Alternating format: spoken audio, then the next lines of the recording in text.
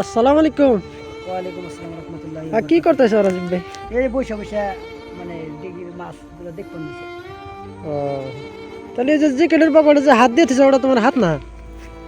এখন হাত মানে আপনি তো জানেন হাত কাটছে মানে এটা মানে পকেটে দিয়ে থুইছি মানে শু মানে শু দিয়ে থুইছি যে আপনারা ভাবতেছেন যে অরিজিনাল নাকি না অরিজিনাল না এটা শু এই দেখেন আপনারা মানে ওটা ভাবে বাস্তবতায় মানুষের ভাবে বাস্তবতায় যে মানে অরিজিনাল মানে হাত কিন্তু অথচ না এই যেভাবে ঢুকিয়ে দেই মানে বোধ মাসের মধ্যে গেলেও মানে দিশা বান আর কি যেভাবে এভাবে ঢুকিয়ে দিয়ে থুই মানে মাইন্ড করেন আর কি যে হাত মানে কাটছে বলে।